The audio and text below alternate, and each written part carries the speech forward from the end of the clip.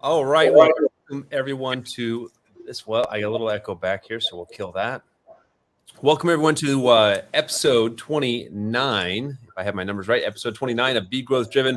We have special guests Martin and Chelsea Matthews, and so we're talking about a topic that happens a lot, and much more actually in this episode too. But they have a book they published, "Let's Fight About Money." And we'll get into that a little bit. But first of all, Martin and Chelsea, welcome to the show. And tell us a little bit about you guys, maybe individually and then together.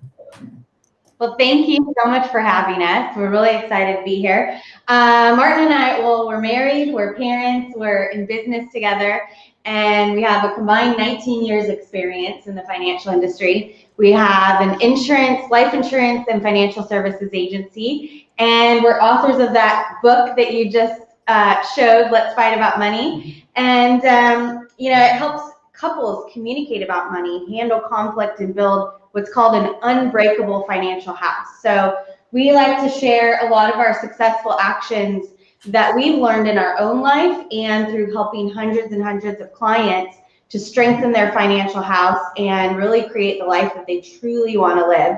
And we do this all with the goal of making learning about money fun and easy, because most people, when they think about learning about money, they think of confusing, frustrating, they don't know who to trust or what to do. So we make it fun and easy to confront and handle. Wonderful. Nice. That's an important thing in any relationship, especially like early on in relationships. They end up usually money becomes one of those little friction points. Hey, did the bills get paid? And his and hers accounts instead of yours together, and then who has more and who's going to spend what? Yeah. Right. Absolutely. We needed that. No, we did. This is great for newlyweds. Oh my goodness.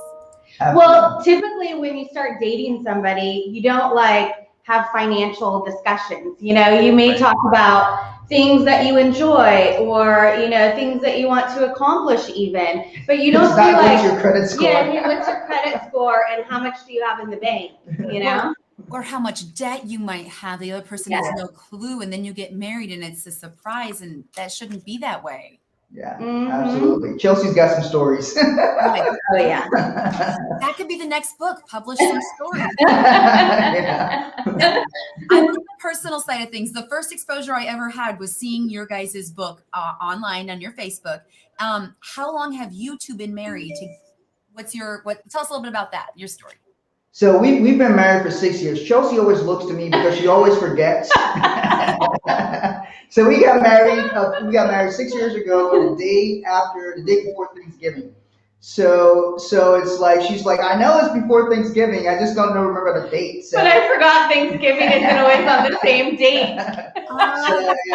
We've been married for 6 years, and it's interesting because it feels accelerated. It feels like we've been married for much longer because we've combined our lives together. We're in business together, so we get to see each other all the time. So you get that sense of being with this person all the time. So it really feels that way. We've navigated all kinds of things. We've navigated ups and downs. We've navigated building our business, moving across country, all these different things that we've been able to do in our lives and business, and raising a son who's now a teenager. So that's pretty awesome. Well, and looking at the date when you guys wrote this book, you wrote this right away, it seems like. Tell us a little bit about that. We wrote that book in 2017, I believe. And really, that's when we started taking our business and our message online. And we really started expanding. We knew we needed to reach a lot more people, just more than we could just meet in person. And so we started taking our message, talking about personal and financial development, and we started doing live shows every single day. We did over 200 shows. in 2017. And so we just started talking about our life as parents, as business owners, as a couple, like making financial decisions together. And we were very honest and revealing about like a lot of our ups and downs and money conflicts. And we started getting a lot of the same questions. And people would ask like, do you really spend that much time together? Do you really talk about money that much? And do you really get along that well? So like there was this theme of questions that people really, really wanted to know. And so we knew we wanted to write a book, but we weren't sure exactly like the topic or what about. Right. We knew we wanted to write a book about money. And so we're like, oh, couples and money. This is something that people are asking for. So we kind of like inadvertently, if I'm using that word right, did a survey because people were asking, you know, we're like, this is something people want to know. So we wrote a book about it. Right. I like one of the, this is kind of goes to show like how important this is, because a lot of times people can let the money factor be an undermining thing to the relationship. Mm-hmm. And so this is why this is not about materialism. We're not talking about that. That's not what this whole thing's about, right?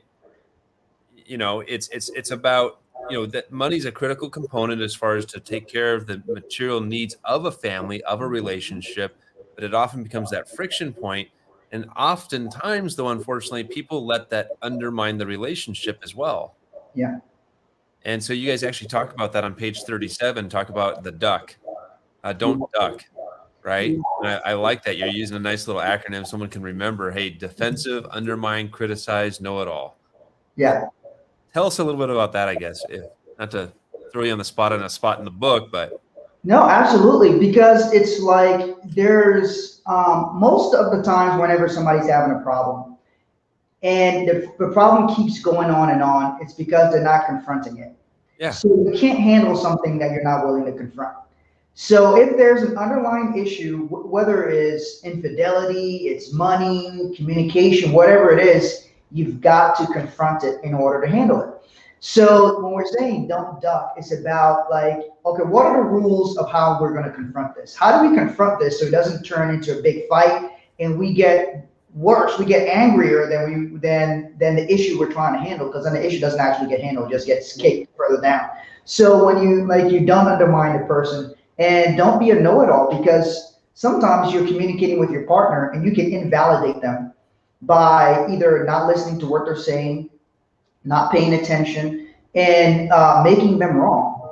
So when we approach money, we approach money with all of us. We have our whatever data and information we've got in our minds comes from our experiences of dealing with and handling money, what we heard, what we were told. So now you don't know what this other person you're dating, what they were told, what experiences they've had, what their money personality is, how they deal with money. And now both of you're in a relationship. And then you got to figure the money thing out together, and you're coming from two different perspectives maybe. So if that's happening, then if you're invalidating the person and you're making them wrong because of how they feel about certain things, it leads to more and more confusion. It's why a lot of couples actually never get to actually having a productive money conversations, because they violate those rules. They're either not confronting it, whenever they confront it, it turns into a big fight, and they're like, shit, we're just not gonna deal with it. You know, we're not gonna confront this thing. So those are the rules on how you actually do it right. Do you all find yourselves counseling people on money and being a marriage counselor then too? We try to avoid that. We try to avoid that, but we do have, you know, experience just based on our own experience in the financial industry and as a couple in business together and making financial decisions. And then also what we've experienced from, you know, kind of the conflict and the tension areas when we meet with couples making financial decisions together. And so we just kind of share what we've observed and the successful actions that we put into place. And so when we did release our book, we actually started, we put together a whole course actually of like, let's fight about money course. But then we started kind of like shifting away from that, because then we did start getting a lot of couples contacting us, and it would turn more into like a counseling session. And so our whole goal really is just to help couples get on the same page. And that means they don't have to agree on everything. Like Martin said, we all have different money personalities, different beliefs and habits when it comes to money and what we believe and how we, act around money. And so it's really about getting into communication so that you can make the financial decisions together. So we're not licensed marriage counselors or anything like that, full disclosure. Right. This would be a great wedding gift, I'm thinking. But at the same time, I don't want to say that and invalidate at any point in your marriage and in your conversation. This can be so helpful. Right. Yeah, I agree with that. We've gone and spoken lots of different places, and it's the conversation that a lot of couples fail to have in the beginning of the relationship. What are the rules? Nobody knows. Nobody gets taught about how do you plan for this. When do you combine your money? How does that work? There's couples who never combine their money. I mean, they've been married for decades, and it's just been how they've done it. Right. And it's not right or wrong. It's like whatever works for you. What works for us is that would seem too weird to us. So we had different bank accounts. To give you an example on that, like we had to have a discussion on how do we merge things. Now, in Chelsea's case, she's had in the past guys that she dated steal from her.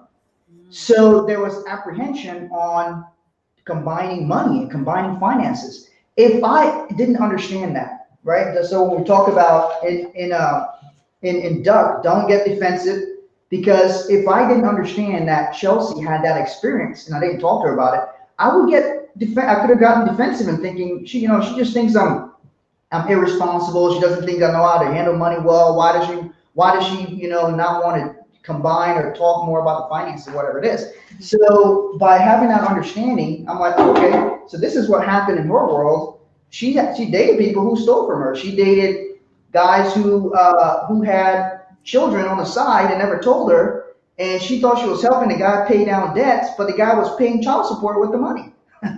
So she's got all these different experiences. That's what I mean by she can tell you some stories. That'll violate your trust. Yeah. Yeah. So now, when you think about habits that people should develop, what would be your guys' recommendation on that? So number one, the Duck is talking about it. Really kind of goes into the good communication side of things. Mm-hmm. But what other habits have you guys seen in working with clients, for yourselves as well, that people should work on developing to be successful in this part of the relationship? So it's really starting with determining what your money personality is. And in the book, we talk about some different money personalities. Two of the most common are spender and saver. And to give you an example, right, and usually they're not the same in your relationship. Like I was more of a saver, and Martin was more of a spender. So when he wanted to spend, it would stress me out. When I wanted to save, he thought I was telling him what to do. And so, first, it really comes down to determining what is your money personality. And we give in our book kind of like definitions of what each money personality is. So you can start to identify which one you are more close to. And then also you can think about growing up, what are some of the things that you heard or saw or experienced about money? Like, were your parents saying money is made to be spent, or money doesn't grow on trees? Like what is the words and terms and vocabulary that you heard when it came to money? And what are some experiences? Like I saw my mom get taken advantage of by men with money. And then I, in turn, grew up and got taken advantage of by men with money. So you can start to see some of the patterns and so then I believed I can't trust men. Right. And so, and like with Martin, he learned money is made to be spent. And so he grew up wanting to spend money. He didn't feel comfortable holding on to a certain amount of money. So if we start to look at what are our thoughts, what are the words we say about money, then you can start to determine, okay, what is serving me, what's helping me, and what's hurting me. And then you can get rid of what's hurting you, keep what's helping you, and then decide what you need more of that's going to help you get where you want to go. So like we turned from saver and spender to wealth creator.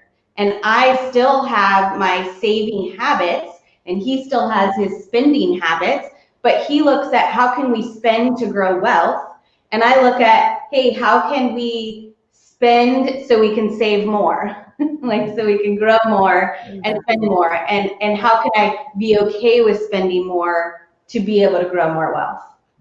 Wonderful. I like that. So it's really just kind of adapting. You're still a spender, still a saver, but it's harnessing those things that each of you are probably doing really well. I mean, I have no problem figuring out how to spend. So, I'm the saver. So, but it's, but safe to say, I do spending on good things. Yes, I've learned to trust him. It's not crazy. Yeah. So it's, I'm willing to just say, hey, let's go lean in, because I've always seen it pay off. Yes. And sometimes when he's doubtful, like even I'll just use this as the example. Last weekend for the investment for the company, we needed to buy a computer. And so we went back and forth. And I'm like, we need it. We'll afford it. We have to have it. Let's go do it. Like, there's certain things you have to. It was a higher end thing. So it was a higher end investment. It wasn't like $1,000, it wasn't planned thing. or scheduled out. He's like, hey, what about this? I'm like, that should work. Let's do it. Yeah. I've learned to trust him over 20 years. We've been married almost. So in the beginning, though, I will admit this as well. He would spend, I would try to save, and then I would be upset he spent something. I'm like, I'm going to go buy myself something then too. Right. And it just didn't get us anywhere fast. Yep. And we've been there. Yeah, absolutely. We've been there. We've had those same kinds of conversations. We have those conversations about different stuff. It's like, hey, do we buy we buy a TV in the office, or we have a TV we don't really use at home, should we bring that to the office or go buy a new? So sometimes it's not even a huge thing. It may seem like it's a small decision, but just the fact that you actually are looking at it and confronting that, it means that you will do that with bigger decisions. She can trust me that on bigger decisions, I will look at it to make sure it's correct. That's why I look at the receipt every time when we go to a restaurant. Hey, did I get charged properly? It's not because if they charge me something incorrectly is going to make me broke. It's the habit of I'm going to look at it and make sure it's correct. So if I'm looking at the receipt to make sure it's correct, I'm going to be looking at the bigger transactions to make sure everything's correct. So that's what it comes down to. All of that is a habit. It's a habit of things. Like you're talking about habits. All of those are habits. Some habits that are key would be talking about money. People don't often talk about money. That's one thing, talking about it. And then also, we do cash flow every week. So we look at our cash flow every week. We know what's coming in, what's going out, all that stuff. So we're confronting it constantly. Those are some great habits that couples can do. It doesn't matter if there's a lot of money, a little bit of money, wherever a person's at. The habit is more important than the amount, because you'll always have to have it as your net worth grows. Right. Yes, and those habits translate. I was going to say, at home, you might have a great, healthy way of doing your accounting and money. Does it translate to the office? We work together. Do you guys work together? We tend to have the same principles, same ideas applied both places because it's what works. So I assume you guys are the same way. Do you handle your accounting department at the office, or can I ask that? Is that too personal? No, nothing's too personal here with us. So I'm the CFO in the business and the household. Okay. Martin, and this is one thing that really helps too, is knowing our roles. And so Martin is the CEO. He's the one that focuses on the big thinking, the strategizing, bringing the money in, and then I focus on where to distribute it. So I'm always focusing on kind of handling the present, and he's focusing on handling the future, which that can cause some differences of opinion when it comes to spending, especially if I'm more of the saver and he's more of the spender. Right. It was just a conversation we had over the weekend that we were not necessarily on the same page. And we're not always perfect. It doesn't mean that we never have conflicts or we never have disagreements. But the thing that is most important is we know our roles and we know where we're going. And if we have big enough goals and they're the same destination, even if we have a different idea or we're not in agreement right away of how to get there, we know, like, hey, we know where we're going. So we'll figure this out and we'll get there. Yeah. Love it. That's good. You guys, I'm enjoying this conversation. This is a nice because it's a similar way, like with us. Yeah. Like I let her take care of that financial management, both here in the business now, as well as she has at home for years. The thing that I always say is, hey, here's how I want to see it done. Yeah.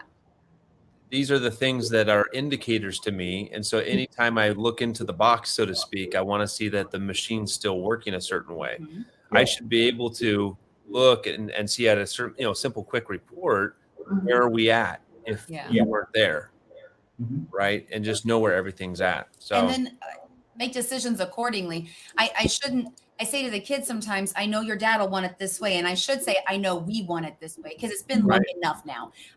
But I know exactly how he wants it done and what will lead us to success because he taught me how to do it. I had no idea. I know how to bounce a checkbook, but otherwise, however he showed me to do it, that's what I do. And that's what I'm comfortable with because that's what works. Yeah. I trust, 100%. There's a trust factor that comes with it. Yes. And it comes down to like, if you, so the guy's handling the household, but the guy's secretly a gambler, right? And he doesn't want the spouse to know. This guy's going to hide stuff. He's going to be weird. That will break the trust. And so once he breaks that trust, now all of a sudden the woman or man, whoever it is, the other partner is going to have so much fear and uncertainty on money because it's like you did something that broke the code. So when you do that, that's what happens. So whoever's handling the money and the other partner, they got to understand that you have a responsibility to the family, you have a responsibility to the household, you have a responsibility to your marriage, to not commit things or do things that are outside. So like if we're spend money, it's gonna be because we are trying to grow and expand the business. I don't spend a lot of money on myself, and I spend a lot of money trying to grow the business. But so it's like, I don't even have a watch anymore. I used to have watches and all this stuff. I don't even wear a watch anymore. So it's like I barely spend money on myself, but I will spend a lot of money to grow the business. So it's because we're trying to get somewhere. So that the priorities have shifted and what I'm spending on. So that becomes the difference in there. Right. That makes sense. Go ahead. No, I was gonna say, what are common misconceptions have you guys seen? Just kind of moving, through a couple key areas. Well, I was just actually thinking about that when you said about, and you guys were talking about, finding what works. Mm-hmm. And the biggest misconception, and this goes to one of the most common questions that we get asked, like general questions. Right. What's the best investment? I have this much amount of money. What do I put it in? The misconception is that there's like one investment or one strategy or something that everyone must do or everyone must not do. And that's just not the case. It really depends on, we all have a financial house. Some people have a financial shack and some people have a financial mansion. So it really depends on where you are and then where you want to go. And then based on that, like what is the best way to get there based on where you are now, where you want to go, and not just how do you get there, but how do you eliminate the risks along the way that could take you out? So it's really about finding what works best for you based on where you are and what you're trying to do. Yeah. Right. I love it. That makes good sense. Mm-hmm. Yeah, because there is no one thing fits everybody by any means. That's an interesting question. I wouldn't have thought of that one. Yeah. Even when it comes to like couples handling money, they say, should couples combine? Should they not combine? Well, it really depends on, we have our own preference and what works for us, and other people may have something different that works for them. But there's key financial concepts like core foundation, that people must put into place. But when it comes to like an investment or strategy, there's many different ways to do that. Right.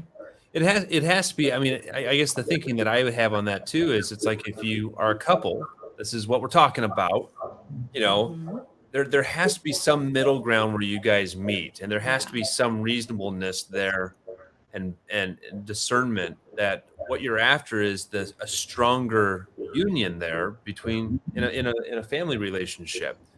And so, it would be rather selfish of one individual to be adamant of only going one way.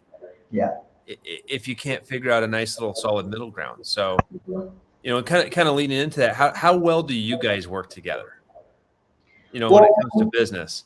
We work together well because we have opposite strengths. And so I'm like the big picture, where are we going to go? How are we going to achieve this? I'm thinking about it. I'll work 2, 3 in the morning. I come up with some ideas. And Chelsea is the detail-oriented kind of person. Chelsea is spread. I don't know how to use Excel. It would take me hours to do an Excel spreadsheet. Chelsea was doing Excel spreadsheets in high school. She would like map out her entire day. Here's what I'm doing at 9:05. Here's what I'm doing at 9:10. I'm washing my hair at this time. I'm doing this at this time. That's Chelsea. That was like in middle school. Yeah, that's it. That's not me. I'm like, let's roll. I don't know exactly what I'm going to say, but whatever I say, that's how it's going to go. And so I'm like that very much. I organize it in my mind and then I execute. And Right. Chelsea's very much detail oriented, and the details and specifics of how things are going to work. And if there's a $5 transaction she doesn't recognize, she'll send me a text. What's this transaction? They got to track it all. and this was a weird thing. This was years ago. Talk about working together. Years ago, this was a thing. I'm like, why is she asking me about these little transactions? And then we talked about it. And then she said, well, I want to make sure that it's not an error in which somebody could take advantage of us. So it's like hey, if there's a funny charge here, there could be a much larger funny charge later if we don't identify what that $5 transaction is. Right. 100%. Yeah. So she's and I want to get all the tax deductions that we can. Yeah, so in working, it's not that it's without challenges. Yeah. Because a lot of times one of the best business advice was trust your instincts. So sometimes I'm executing something on my instincts because I can see things and I know what to do. And I don't always know exactly how to articulate it at that time. I just know exactly what to do. So a lot of times I'll tell her I know what to do. And then, but sometimes it's harder to try to explain it in that moment to her. So that's where the trust part comes in. And sometimes it can be where she may have uncertainty about what I'm doing or what I'm talking about or why I'm trying to move so fast on something. And so that could be that's an area where sometimes we still work on in like getting understanding. But she trusts me knowing that I'm always going to make good decisions for the family. I'm always going to make good decisions for the business. And sometimes you got to execute. And I learned this because I grew up I lived in a war zone. I grew up in a civil war in West Africa. And we used to have security guards. And when you're with your security guards and they say, let's go, there's no asking questions. There's no, what's happening? No, there's let's go and you go. I remember one time there was a fighting breaking out, a war was breaking out while we were at school. And it was so dangerous at some points that we used to have, my father used to be Secretary of State, so that's why I have bodyguards. And so these guys were sitting outside in this restaurant, 2 security guys were sitting outside in a restaurant, just in case something happened, because we had rumors that things would go down. And so they ran into the school and they're like, let's go, let's go, let's go. There was no asking permission. There was no, we need to sign him out from here. It was like, they ran into my class and let's go. There was no asking teacher, nothing. So we got up and ran and grabbed my sister and then we ran and that was it. So a lot of times when I'm, that's kind of a wild situation, but in the business, sometimes I'm like, let's go and we need to execute on something. And in that moment, I can't pause to explain everything. We just got to execute. Right. And so sometimes that's not always comfortable. And so that's where Chelsea and she's learned over the years to sometimes go along with some of this. And then later I explain it and she goes, oh, okay, I get what you were thinking. But a lot of times it's like that. And so that could be where areas of challenges are. But over the years, she's learned to trust me and trust my instincts on execution. We need to get together more. This is very interesting because the way you are, Martin, is exactly like Joel. And even just this last week, he's like, I have something I'm doing. I need you to trust me. It's going to go fast. You're not going to know everything. And I'm like, okay. But I think it took us a long time to get to that point. A little bit. We wasted a lot of valuable time getting to that point. Mm-hmm. Because that trust has to be built up, that experience. Yeah. So if you can help spearhead it in the beginning, what a great start. And I think that's an important thing that there be that trust level that's built up because, especially when you work together, sometimes you can get delayed, caught up and miss things altogether just simply by saying, hey, well, let's talk about it completely. And it's not that you don't talk about it later, but there has to be, of course, an established trust. So those of you that are hearing this and you're turning to your spouse and you're saying, see, you should trust me. If you haven't built that trust up, you know, maybe you should start there first. And it's not always about, it's not about like proving the other person wrong and proving that you're right. It's also about looking from your partner's viewpoint. So like in the beginning, Martin would understand that I would sometimes be scared to spend and I would want to save. So instead of like trying to convince me that he's right, he would look at how can I communicate in a way that it's actually going to help us save more. You know, and then when he would want to spend and I would, instead of saying, no, we shouldn't spend, I would look at, okay, is this something that could help our business? Is this something that could help our family? And how could I be okay with it? And is this a good thing to spend on? So it's really about not trying to like, see, I was right. It's about, hey, how can we see from each other's point of view and, you know, meet each other's needs while making it a win-win. That's the way to look at it. Yeah. Excellent. You know, and this conversation we're having here is so important for couples because, and I appreciate you guys' honesty and your transparency in talking about this, because these are things that people in business, they rarely talk about. They may talk about their sales and all this stuff, but still we're human beings and we have these conversations. We have these issues to deal with. We're people, we're married, you know, couples, you're dealing with all these different stuff. And I think there's such a deep interest in that. So, you know, I appreciate you guys having that point and being able to have this discussion with you. There is a deep interest in it. I know I'm always interested in talking to other couples who work together because, well, can I ask, did you guys work together before you got together as a couple? Were you coworkers or no? Is that how you met? We started dating pretty quickly. I moved fast, man. I was a single mom for 7 years before I met Martin. And I was searching, you know, I wanted to make a change. I wanted to be a better example for my son. I wanted to, you know, be the example so that he could create, you know, success in his own life. And so that's how I found my way into the financial industry. And I moved to San Diego to work with a group of financial advisors. And that's how Martin and I met. He was already in the financial industry and he had more experience in this particular industry. And so he was like, kind of took me under his wing and showed me the ropes. I thought he was just like, you know, a nice guy and all, but he had these other intentions. And once we realized that our goals and the impact that we wanted to make in our life were so aligned that we ended up deciding to combine our business and our life. So it was really like, let's see, I moved to San Diego in August of 2012, and September 11th, he asked me to be his girlfriend. Yeah. Nice. When you know what you want, why wait? Yeah, execute. I see it. I like to move fast. I need the moves on I him. remember that date. I just don't remember when we got Right. Do you guys ever find you have, you know, because you've brought together multiple dynamics here too, do you ever have family rooting against you? So not necessarily family, but we have had people, the group that Chelsea was talking about. We've had some of those people because we were all kind of in business together. We're all doing stuff. And so this is after we separated from that group of people, that Chelsea and I would talk about what one of them would go and say to me and then go and say to Chelsea. Because as Chelsea and I started to get more together and get on the same page with stuff, we started to look at things differently than the rest of the other group.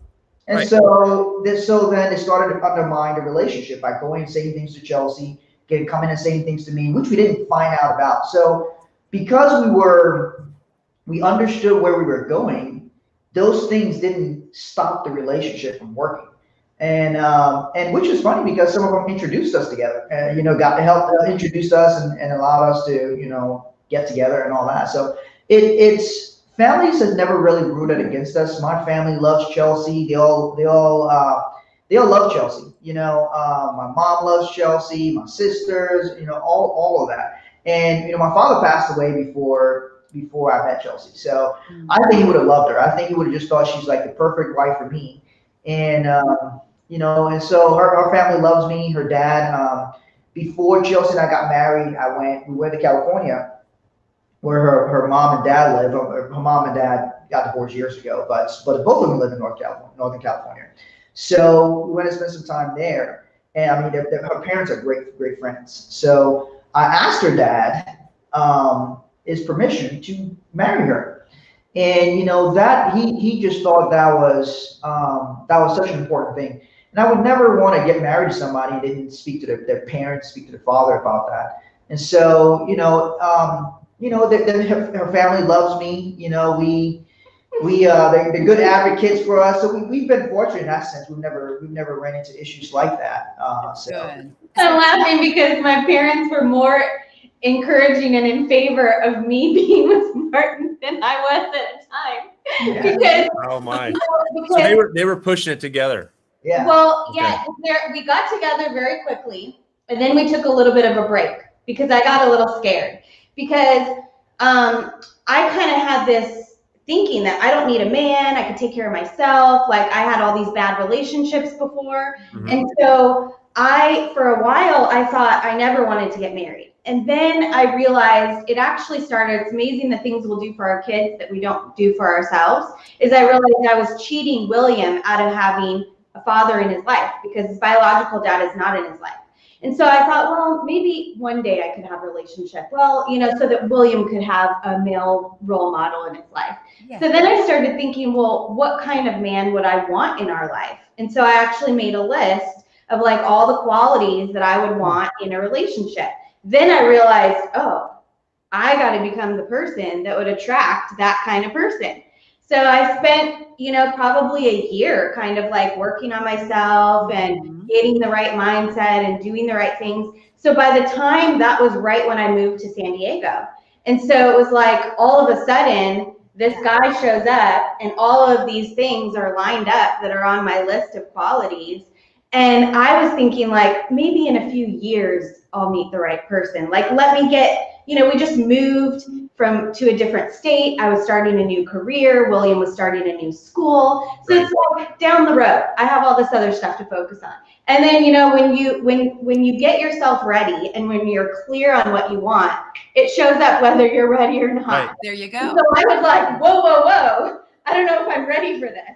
And so I tried to pump the brakes, but my parents actually were like encouraging me to continue the relationship, even when I wasn't quite sure about it. That's adorable. That's cute. That's great. And that's really amazing you brought that up because most people don't realize that. They want something out of somebody, but don't think, what am I bringing to the table? You got to be ready too. So that's impressive to me. I appreciate you sharing that, Chelsea. Thanks. Now, one other question I kind of had for you guys too is, how do you guys now as a team, how do you stay motivated? Because that's different than as an individual. Because as a team, that we can individually find our reasons why we're motivated on things. Yeah. But when you start combining things like this, it's like you got to find reasons together to be motivated. I think that's one of the challenges we've had in the past, and we're when that alignment happens finally. Yeah, we weren't aligned before. Once that happens, it helps. So I'm sure there's no bumps. For me, I have to have a big enough goal or target, or I get bored, and then I start getting real critical of things, of me and everyone else around me, and I will start focusing on all the things we don't have or that are wrong. And so I have to have something pulling me past those little things. So like, one example is when we did the 10X pitch recently. That was scary and exciting. And so even though I was like, we weren't totally ready, and there were some things that we didn't have all worked out, and we could make a total fool of ourselves in front of thousands and thousands of people, but it was so exciting to have that opportunity to get Grant and his team to see and know our business a little bit more, and all of the other people. So it pulled me past all of the concerns and insecurities. And, in January, we opened a new office, and that was exciting and scary. And now we're hiring more and more staff, and that's exciting and scary. So anytime like we do something big, and then And then you're like, oh, I could do this. And you kind of get into the routine of it.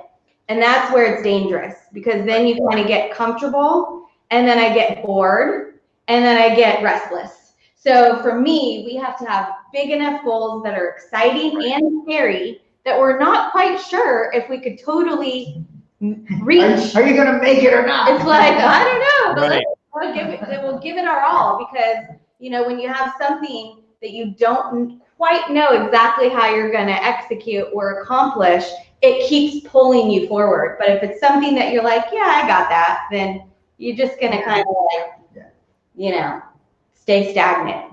Right. Turn the air down. The air? Yeah. Thanks. Like we're not. Yeah. Yeah, I don't know if you Love have that. anything else. No, I think you said it right. Oh, okay. Did a great job. You guys did great at the pitch off. That was awesome. Oh, thank you. Thank you so much. What? It was quite a quite a little challenge when they shortened the time. Oh yeah. I can imagine. I was actually kind of surprised, just because I was there. I was watching you guys, and I was kind of surprised, like how, or I was kind of curious, really, how people would quickly adapt to that. Yeah. Because sometimes you have everything kind of spaced out, everything planned out, Yeah. and It was really scary, but I'm also really thankful for it, because it was such a great lesson to like always be ready. right, And we got an invitation like the day before the video was due. And Oh, really? so, yeah, so we had to just come up with it, do it. And then, you know, we had it kind of planned out. It wasn't exactly what we normally talk about. So it wasn't like something that we're used to, you know, communicating. And so when it's two people, we're like, oh shit, like, what do we cut out? How do we still make sense? right. So it was definitely a good lesson. Yeah, I was gonna say, did you ask, should we do it together or not? I'm like, no, you. And maybe I'm like, maybe we should have done it together, because your guys has turned out so good. I'm like, oh, well, I'm sure there'll be more opportunities. Yeah, no, they did fantastic. They did fantastic. So there was just a lot of good people too on that whole pitch off. Yes. A lot of, you know, a lot of different stories too that you hear come through those things, and so it was beautiful to get to know you guys more from your story, and to get to, you know, spend time with you guys too this last weekend, really to get you guys know as well, you know, more as well. So let me ask you this, kind of while we're in that topic of what we're talking about, the pitch off, which is connected to 10X. What does 10X mean to you guys? So 10X to me is a continuation, because what I mean is, I don't think people who want to continue to be successful ever really reach an endpoint. So wherever you are, and if you look at that as a multiplier, whatever I'm doing, if I 10X it, so I do 10 times more, it actually fuels you, because then you realize you can do more. But it also makes you realize you need more people around you. And so your staff can grow 10 times bigger. And people can expand and grow more. So around you, this turns into an engine that keeps going on and multiplying. So wherever you are, you're always looking at what that multiplier is.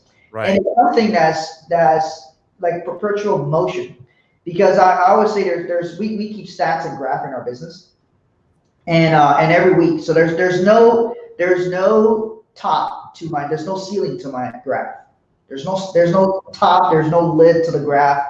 Let's see how far the graph can go. And so that 10X is like a continuation. How do we continue to do this until the wheels fall off? How do we build something that next generation can continue to run with, that it continues to go on? And if you have that mentality, you'll always be striving and you'll never be complacent. So that to me is what 10X means to me. I would say 10X is the blueprint to reaching your potential. Like, because you really have no idea what your potential is until you reach for it. And so it's really like the blueprint, because whatever you're doing in your life in all areas, if you do 10 times that effort, then, you know, you can see what you're really capable of. Yeah. And then once you reach that, if you reach that, then you're like, okay, now I 10X it again. And it's about not just in one area, but every single area of your life. And so as you grow and expand in one area, it's like, okay, how can I now improve my health more? How can I improve my communication with my husband or my team or my children? So it's about, in all areas, it really is kind of like the blueprint of how to find and reach your potential. Right. It brings to mind, for me, it's whatever your hand finds to do with all your might. There's a scripture that says that. Yeah. And so it's really, because when you look at some individuals who are wanting, and we're not just talking about financial wanting, we're talking about they're wanting a better relationship, they're wanting a better friendships, they want better, stronger spirituality, but they only give a mediocre portion towards that, of effort towards that. And so really that's what I kind of hear you guys talking about. It's like you're multiplying that, so you're aiming for the much higher multiplier on that. Is really what it comes down to. It's giving your all. Absolutely. Yeah. So truly giving your all, because a lot of times people will say, well, I'm giving my all. Well, what would your current all multiplied by 10 look like? Aim for that. Yeah. That's why whenever we do 10X events, I feel a little crappy after. Like I always enjoy it, really? But I feel a little crappy because I always think, God, I'm not doing enough. God, I should be so much further. And I do have to stop and think, okay, since the last event or the last, goal or target, we've accomplished this. So that's great. We did grow, but gosh, we need to be doing so much more. Right. There's room. There's always room. And I think that's the good question to ask is what more room is there? What more room is there? And legitimately searching to see if there's an answer to that. Yeah. Usually there is. I was going to say, you're not the only one. I can see both sides of that. I met Mike Ledoux at GrowthCon 5.